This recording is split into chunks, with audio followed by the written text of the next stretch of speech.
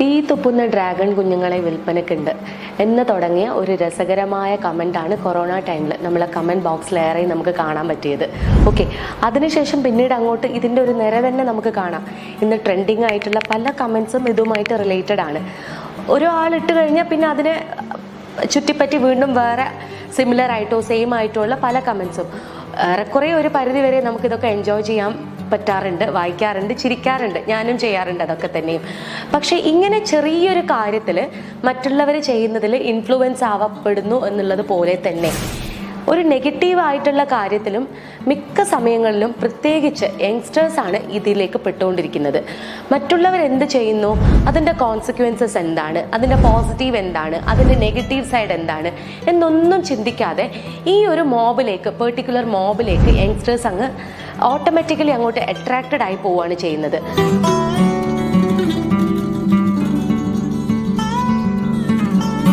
By the time നമ്മൾ pure influence അല്ലെങ്കിൽ ഒരു മോബ് സൈക്കോളജി എന്നൊക്കെ പറയുന്നത് പോലെ തന്നെ ഇപ്പം ഞാനത് ചെയ്തില്ല എന്നുണ്ടെങ്കിൽ I will be odd one out.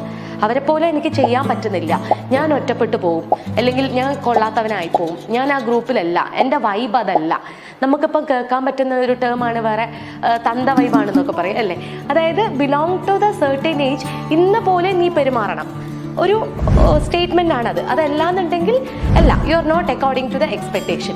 സൊസൈറ്റിയാണ് തീരുമാനിക്കുന്നത് എങ്ങനെ പെരുമാറണം എങ്ങനെ പെരുമാറണ്ട എന്നുള്ളത്. അപ്പം എപ്പോഴും നമ്മൾ ആലോചിക്കേണ്ട ഒരു കാര്യമേ ഉള്ളൂ, സോഷ്യലി ആക്സെപ്റ്റബിൾ ആവുന്ന രീതിയിൽ മാത്രമേ നമുക്ക് പെരുമാറി മുന്നോട്ട് കൊണ്ടുപോകാനായിട്ട് പറ്റുള്ളൂ എന്നുള്ളത് ഒരു ഫാക്റ്റാണ്, നല്ല കാര്യത്തിൻ്റെ എടുത്ത് പറയുകയാണെങ്കിൽ. ബട്ട് നമ്മൾ ലോജിക്കലി നമ്മൾ ചിന്തിക്കേണ്ടതായിട്ടിരിക്കുന്നു ഇവിടെ.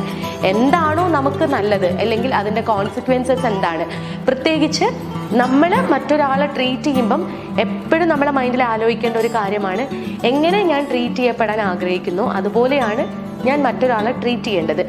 ഈ ഒരു മൈൻഡ് സെറ്റ് നമുക്ക് എപ്പോഴും ഉണ്ടെങ്കിൽ തന്നെ, അല്ലെങ്കിൽ ഒരു കൃത്യമായ ഒരു മൈൻഡ് സെറ്റോടു കൂടിയാണ് നമ്മൾ പോകുന്നതുണ്ടെങ്കിൽ തന്നെയും ഏറെക്കുറെ നമുക്കൊരു ട്രബിളിൽ പെടുന്നതിനെ ഒഴിവാക്കാൻ പറ്റും.